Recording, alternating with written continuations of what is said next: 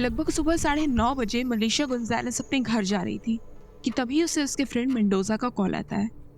Mendoza ने उससे बताया कि उसने एक बस हाईजैक कर ली है and this was so random. वो दोनों अभी 1-2 घंटे पहले ही रेस्टोरेंट में बैठकर खाना खा रहे थे और तब तक तो सब कुछ ठीक था। But she knew that he was not joking either. उसने उससे पूछा कि लेकिन तुम ऐसा क्यों कर रहे हो? तो मेंडोजा उससे बोलता है कि तुम टीवी ऑन करके देख लो और उसके बाद वो अपना फोन स्विच ऑफ कर देता है।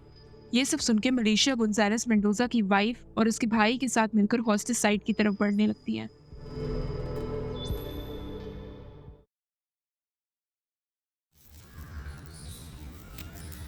ये कहानी फिलीपींस की कैपिटल मनीला की सबसे फेमस हॉस्टेज क्राइसिस सिचुएशन की है, जब एक फॉरवर्ड पुलिस ऑफिसर ने एक टूरिस्ट बस को बीच सड़क पर हाईजैक कर लिया and everything from then onwards was broadcasted by media live across the country. और उसके बाद जो भी हुआ उसने फिलीपींस के पुलिस डिपार्टमेंट और पॉलिटिशियंस जैसे रिस्पॉन्सिबल अथॉरिटीज की इमेज फिलीपींस के लोगों और पूरी दुनिया में खराब कर दी थी। हॉस्टेज टेकर मेंडोजा से नेगोशिएशन करने वाले उनके खुद के पुराने कलीग्स थे, लेकिन पूरी सिचुएशन, डिसीजन और नेगोशिएशन इस तरीके से हैंडल करी गई that it was a pure chaos on the side. इस इंसिडेंट में कई लोगों की जाने गई, बट स्ट्रेंजली आम जनता में इसके बाद भी मेंडोजा के लिए सिंपैथी थी। Public wasn't hating him. This case was covered by international media और इस इंसिडेंट की वजह से चाइना और फिलीपींस के बीच दरार आ गई, और इतनी कि हांगकांग की गवर्नमेंट ने फिलीपींस के लिए ब्लैक ट्रैवल अलर्ट जारी कर दिया था। ट्रैवल एडवाइजरीज के अलग अलग लेवल्स होते हैं which can vary from country to country, but generally they are green, yellow, orange, red and black. और ब्लैक ट्रैवल अलर्ट इंडिकेट करता है एक्सट्रीम डेंजर। बाकी लेवल्स वार्न करने, सावधानी बरतने या ट्रिप्स को रिकंसिडर करने की सलाह देते हैं, but black travel alert simply says don't go. According to Hong Kong government, Philippines was now as threatening as Syria for them. Hong Kong से आया हुआ टूरिस्ट ग्रुप होटल में ब्रेकफास्ट कर रहा था। पिछले 2 दिन उनके काफी अच्छे रहे और वो कई जगह घूमने गए, जैसे ताल लेक, बैम्बू ऑर्गन, बिनोंदो, पाक्सन फॉल्स, मैकेपेगे लेव एटसेट्रा। एल्बर्टो जोबांग उनका बस ड्राइवर था और उसका काम इन 3 दिनों के लिए इन टूरिस्ट को फिलीपींस के फेमस टूरिस्ट स्पॉट्स पे ड्राइव करना था। टूर ग्रुप का लीडर था मासा और उसके साथ फोटोग्राफर नेब्रल, असिस्टेंट फोटोग्राफर रीगर और टूर गाइड डायना भी थे। तो टोटल 21 टूरिस्ट और 4 फिलिपिनोज। आज इस ट्रिप का आखिरी दिन था और शाम 7:30 बजे इन्हें फ्लाइट से हांगकांग के लिए निकलना था। तो प्लानिंग ये हुई कि वो ब्रेकफास्ट खत्म करने के बाद फोर्ट सैंटियागो घूमने जाएंगे और उसके बाद वापस होटल आकर रेस्ट करेंगे। फिर वहां से वो ऐसे मॉल जाएंगे और वहां से डायरेक्ट एयरपोर्ट। लगभग 8:30 बजे वो होटल से निकलते हैं और 9 बजे तक फोर्ट सैंटियागो पहुंच जाते हैं। दूसरी तरफ मेंडोजा सुबह सुबह अपने फ्रेंड मलेशिया गोंजालेस से मिलने गया और उन्हें वहां से मनीला जाना था। तो गोंजालेस पूछती है कि लेकिन तुम पुलिस यूनिफॉर्म में क्यों हो? You are not on duty now. तो मेंडोजा ने उससे बताया कि क्योंकि मुझे पुलिस डिपार्टमेंट से इशूड गन्स वगैरह वापस करनी है, तो it would be better to be in a uniform. उसके बाद वो लोग लगभग 8:30 बजे मनीला पहुंचकर थोड़ा घूमते हैं, ब्रेकफास्ट करते हैं और लास्ट में फोर्ट सैंटियागो जाते हैं और उसके बाद गोंजालेस घर चली जाती है।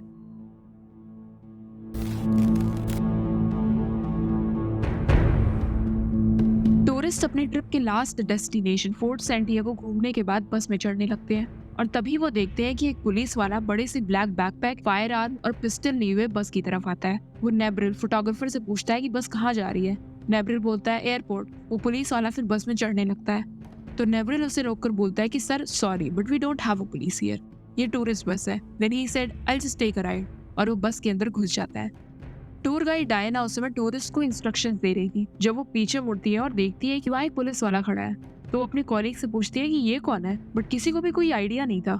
पुलिस वाला डायना से बोलता है कि मुझे बस रीजल पार्क तक राइड चाहिए, तो वो बोलती है कि आउटसाइडर्स अलाउड नहीं है बस में। वो फोर्ट सैंटियागो के सिक्योरिटी से हेल्प लेने की कोशिश करती हैं, but Mendoza block the door और वो ड्राइवर को ऑर्डर करता है कि close the door and drive to Luneta. वो सारे टूरिस्ट से चिल्लाकर खिड़की के पर्दे बंद करने के लिए कहता है, and now everyone had no option but to follow his orders. बीच रास्ते में मेंडोजा अनाउंस करता है कि sorry, you are now my hostages, लेकिन वो ये फिलीपींस की भाषा टैगलॉग में अनाउंस करता है। तो टूर गाइड डायना उसे चाइनीज में ट्रांसलेट करके टूरिस्ट को बताती है और तुरंत ही वो अपने असिस्टेंट मैनेजर को मैसेज कर देती है that they have been held hostage. Mendoza tour group से कहता है कि तुम लोग अपनी फैमिली, रिलेटिव्स या पुलिस को कॉल कर सकते हो, and tour leader Masa was the first one to call. उन्होंने अपनी ट्रैवल एजेंसी की कस्टमर सर्विसेज पर कॉल लगाकर इन्फॉर्म किया कि एक गनमैन ने बस हाईजैक कर ली है and they are in deep trouble, और कस्टमर सर्विस मैनेजर ने तुरंत ही पुलिस को इसकी जानकारी दी। मेंडोजा ने ड्राइवर को क्विरिनो ग्रैंड स्टैंड ले जाने के लिए कहा। Quirino grandstand Rizal park में है and it is a very important location. Quirino grandstand वो जगह है जहाँ फिलीपींस के प्रेसिडेंट्स शपथ लेते हैं और वो अपनी पहली स्पीच देते हैं, and it's also a venue for many special events. और अब ये जगह अगले 11 घंटे के लिए 2/12 स्पेशल होने वाली थी। बस पार्क करते ही मेंडोजा ड्राइवर के लेफ्ट हाथ और स्टीयरिंग व्हील में हथकड़ी लगा देता है। वो इस समय किसी के ऊपर गुस्सा नहीं कर रहा था, ही वाज काम।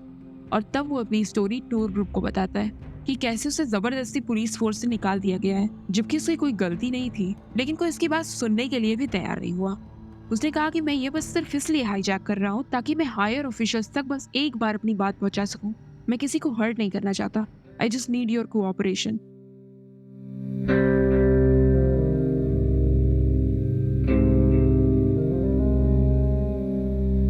मेंडोजा को उसकी बहादुरी के लिए पुलिस फोर्स में 17 बार सम्मानित किया गया था। 1986 में उसे फिलीपींस के one of the top 10 police officers का सम्मान दिया गया था। उसकी फैमिली में 2 बेटे, 1 बेटी और वाइफ अरोरा थी, and everything was going good. लेकिन जब वो 55 इयर्स ओल्ड का था, तब उस पर एक शेफ ने केस कर दिया कि मेंडोजा और उसकी टीम ने जबरदस्ती उससे इल्लीगल पार्किंग और ड्रग यूजेज के लिए पैसे वसूल करने की कोशिश की है। उस शेफ ने बताया कि पैसा ना देने पर मेंडोजा ने उसे जबरदस्ती बैंड ड्रग खिलाने की धमकी दी। इसी केस के चलते उसे और उसकी टीम को उनके पोस्ट से डिसमिस कर दिया गया था। उसको गवर्नमेंट सर्विस में कोई भी पोजीशन होल्ड करने से डिस्क्वालीफाई कर दिया गया था, और वो भी तब जब उसके रिटायर होने में सिर्फ 1 साल बचे थे, और अब इसकी वजह से उसे रिटायरमेंट बेनिफिट्स भी नहीं मिलने वाले थे। मेंडोजा ने कई बार ऑफिस ऑफ द ऑम्बुड्समैन में अपील की, बट उसका कोई फायदा नहीं हुआ। Just the context, ombudsman office एक इंडिपेंडेंट ऑर्गेनाइजेशन है जो बिजनेसेस, गवर्नमेंट डिपार्टमेंट्स या यूनिवर्सिटीज एक्सेट्रा के खिलाफ हुए कंप्लेंट्स को इन्वेस्टिगेट और रिजॉल्व करती है। So they can be appointed by government or any institution for the same. And they were handling Mendoza's case too. तो मेंडोजा को ऐसा लगा कि उसके साथ अन्याय हुआ है, कि पुलिस डिपार्टमेंट ने उसके इतने सैक्रिफाइसेस के बाद भी उसके साथ जस्टिस नहीं किया, और इसलिए उसके पास अब पुलिस लीडरशिप तक अपनी बात पहुंचाने का सिर्फ एक रास्ता बचा था। कॉन्टेक्स्ट पता लगने के बाद टूरिस्ट होपफुल हो गए थे कि उनकी जान खतरे में नहीं है। They somewhat started trusting Mendoza a bit कि वो वाकई में उन्हें थोड़ी देर बाद छोड़ देगा, बट शायद वो इतने पेशेंट तब नहीं होते अगर उन्हें इस घटना की एंडिंग पता होती।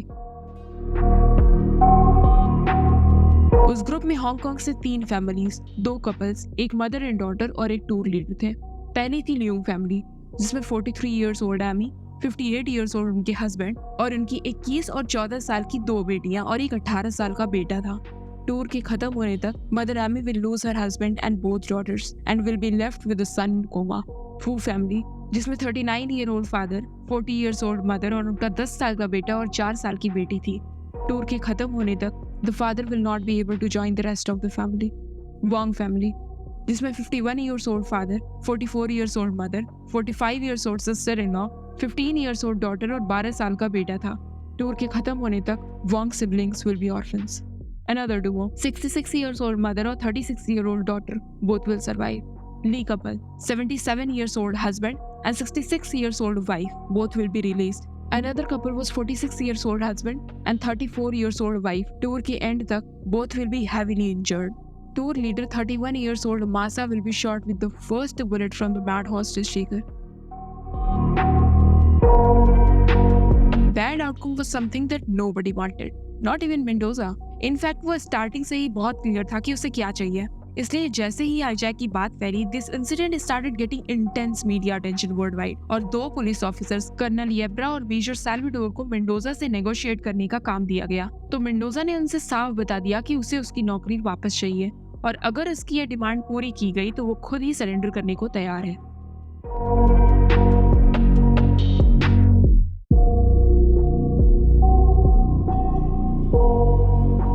Now I just want you to take a step back and think of it. हमारे लिए in hindsight ये एक इंसिडेंट है। Interesting? Yes. Eventful? Yes. Negotiators के लिए ये एक डिफिकल्ट टास्क और पब्लिक प्रेशर था।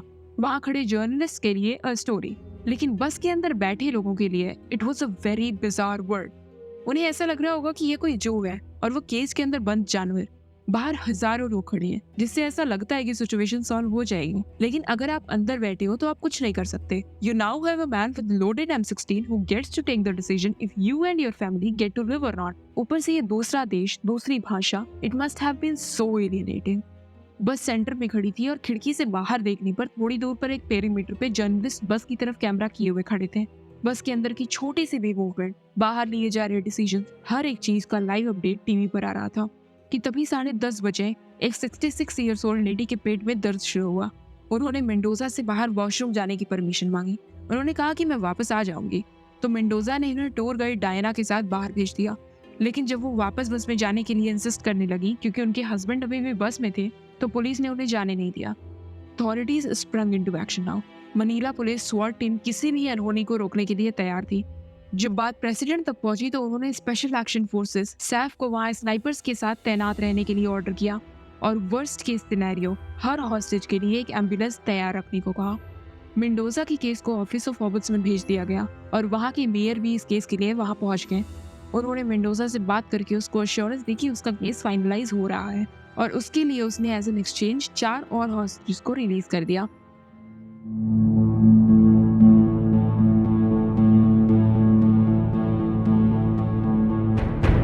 आफ्टर इन्वेस्टिगेशंस, जब आप पूरे केस के बारे में सुनोगे, you'll be like, what the hell just happened?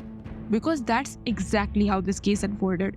उस समय, उस दिन 12:30 बजे हर न्यूज चैनल सिर्फ इस केस के बारे में ही बात कर रहा था और मीडिया में ये दिखाया जा रहा था कि कैसे मेंडोजा को उसकी गलतियों की वजह से उसकी जॉब से निकाल दिया गया था और बाहर की सारी इंफॉर्मेशन का लाइव अपडेट मेंडोजा को बस के अंदर लगे हुए टीवी से मिल रहा था। उसको इस चीज में बहुत गुस्सा आया कि मीडिया में उसकी गलत इमेज पोर्ट्रे करी जा रही है। उसने जल्द से जल्द ही एक रिपोर्टर और कैमरामैन की डिमांड करी और पुलिस के कहने पर इस डिमांड के एक्सचेंज में एक और हॉस्टेज को छोड़ दिया। दोपहर के समय चिलचिलाती धूप की वजह से गर्मी और ह्यूमिडिटी अनबियरेबल हो रही थी। टूरिस्ट को भूख भी लग रही थी, तो फूड एंड फ्यूल के लिए मेंडोजा ने कुछ और हॉस्टेज को जाने दिया। अब तक वो टोटल 9 हॉस्टेजेस को छोड़ चुका था, लेकिन उसके केस में अभी भी कोई प्रोग्रेस नहीं थी। मीडिया में नैरेटिव अभी भी उसके अगेंस्ट था, लेकिन मेंडोजा की डिमांड के अकॉर्डिंग बस के अंदर रिपोर्टर और कैमरामैन दोनों को भेजना खतरे से खाली नहीं था, तो पुलिस ने किसी को भी ना भेजने का डिसीजन लिया। लगभग 1 घंटे तक इंतजार करने के बाद जब कोई नहीं आया तो उसका पेशेंस लगभग खत्म होने लगा। उसने खिड़की पर 2 साइंस लगाए, media now and 3 PM deadlock, और उसने धमकी दी कि अगर उसकी डिमांड नहीं पूरी की गई तो वो एक इंसान को एग्जीक्यूट कर देगा, और उसने टूर लीडर मासा को बस के दरवाजे पर खड़ा करके हथकड़ी लगा दी।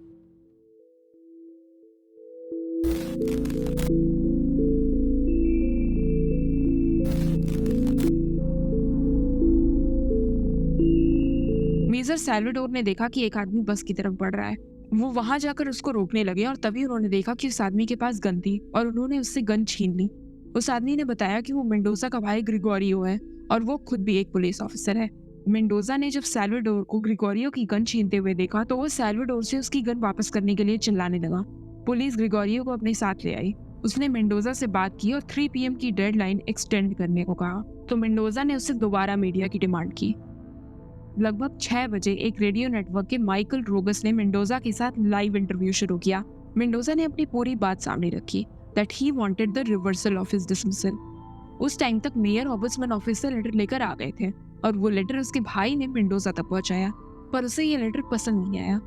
रोगस ने मेंडोजा से उस लेटर को रेडियो पर पढ़कर सुनाने को कहा और उसमें लिखा था कि वो लोग दोबारा मेंडोजा के केस पर पुनर्विचार करने को तैयार थे। Mendoza said that this letter is garbage. उसने कहा कि डिले करने से तो अच्छा है कि वो मेरी बात सुनने से ही मना कर देते। टाइम बढ़ने के साथ साथ he was getting more and more frustrated, तो तो कर्नल येब्रा ने उसके सामने डील रखी कि व्हाट इफ उसे उसकी नौकरी टेम्पोररी तब तक वापस मिल जाए जब तक इस केस पर पुनर्विचार किया जा रहा है। To which Mendoza agreed. जाते जाते मेंडोजा ने कर्नल येब्रा से पूछा कि क्या तुम लोगों ने मेरे भाई की गन लौटा दी है। Yebra lied and said yes, लेकिन उसके भाई ने कहा नहीं। Mendoza said that colonel Yebra is a liar और वो अब उसके साथ डील नहीं करेगा।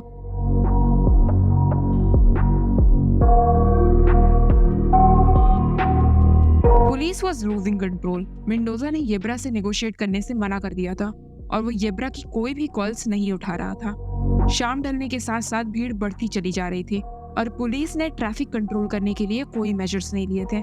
मीडिया वालों को जितनी इन्फॉर्मेशन मिल रही थी they were all out with it. Information के मामले में मेंडोजा के पास अपर हैंड था। उसको पता था कि स्वॉट टीम रेडी थी। उसको पता था कि स्नाइपर्स कहाँ कहाँ पोजीशनड हैं। रेडियो इंटरव्यू के समय उसने कहा कि अगर वो स्नाइपर्स वहां से नहीं हटाए गए तो बस के दरवाजे पर खड़े आदमी को गोली मार देगा। ऊपर से कर्नल येब्रा के सीनियर ऑफिसर्स जनरल मार्टिक बे और मेयर लिम के बीच एग्रीमेंट नहीं हो पा रहा था इफ दे शुड और शुडंट रीइंस्टेट हिज जॉब। तो वो थोड़ी देर पास के रेस्टोरेंट में इस मैटर को डिस्कस करने के लिए चले जाते हैं। जब मेंडोजा का भाई ग्रिगोरियो और कर्नल येब्रा मेंडोजा को लेटर देने के बाद वापस लौटे तो ग्रिगोरियो को मेंडोजा के साथ कॉन्स्पिरेसी करने के लिए गिरफ्तार कर लिया गया और जैसे ही मीडिया वालों को इसकी भनक लगी वो तुरंत वहां पहुंच गए और ये सब देखते ही मेंडोजा का गुस्सा इनकंट्रोलेबल हो गया।